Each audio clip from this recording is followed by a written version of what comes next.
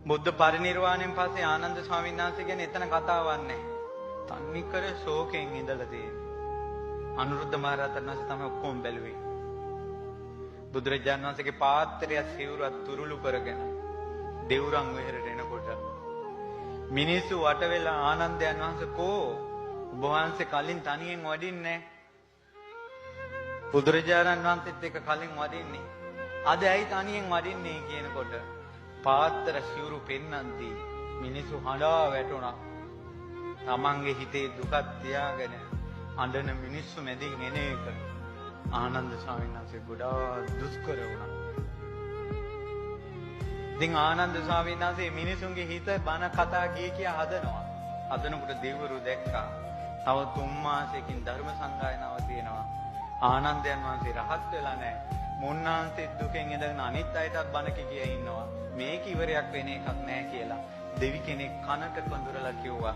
බිලිබිලි ගගා බන කිය ඉන්නේ නැතුව පැත්තකට ගිහලා භාවනා කරන්න කියලා. දෙවි කෙනෙක් කිව්වා. ආනන්ද ස්වාමීන් වහන්සේ ගල් ගැහුණා.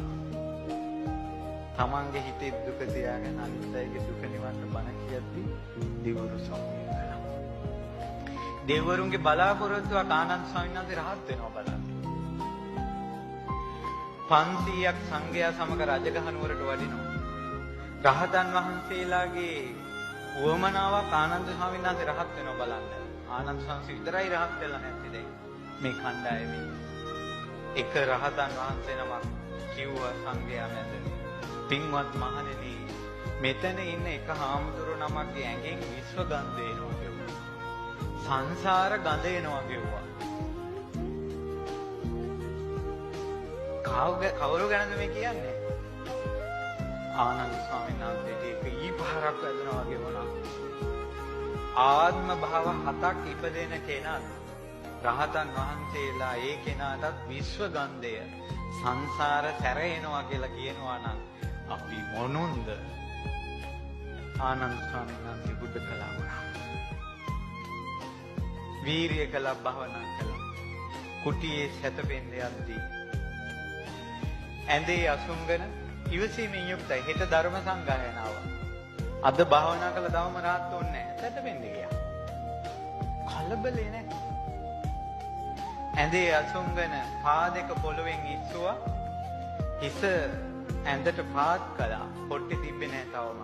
ඒ මොහොතේ අරහත් වෙටපත් වුණා. ඉඳගෙන සිටින, හිටගෙන සිටින, ඇවිදින, නිදාගෙන සිටින කියන ඉරියව් 4න් තොරව මේ බුද්ධ ශාසනයේ අරහත් වෙටපත් උනේ අපගේ ආනන්ද මහරහතන් වහන්සේ. උන්වහන්සේ උදෑසන සක්මණෙන් වාසය කරන ධර්ම සංගායනාවට ඔක්කොම සංඝයා මේ පර්වතේ පාමුලට මේ වේබහර පර්වතේ මණ්ඩපයට වැඩලා ආනන්ද ස්වාමීන් වහන්සේගේ ආසනේ ඉතුරුයි. ඔක්කොම වැඩලා මහා කස්සප මුනිදුන් අහනවා ඔය ආසනේ කාටද? ස්වාමීනි ආනන්දට. ඔය ආසනේ කාටද? ස්වාමීනි ආනන්ද කියනකොට ඒ තමන්ගේ කුටියේ හිටපු ආනන්ද ස්වාමීන් වහන්සේට දිව්‍ය ශ්‍රවණයෙන් ඇහිලා එතනින් පොළොව අස්සෙන් කිඳා බැහැලා ආසනෙන් මතුවලා බුදුරජාණන් වහන්සේ හිටියනම් සාදුකාර දේවී ආනන්ද අපේ ශාස්ත්‍රඥ වහන්සේ නැති නිසා මම සාදුකාර දෙනවා කියලා මහා කස්සප මුනිදුන් සාදු සාදු ආනන්ද කියෝ. අපේ ආනන්දයන් වහන්සේගේ 이르දියක් දැක්කා කියලා සියලු රහතන් වහන්සේලා සාදුකාර දුන්නා.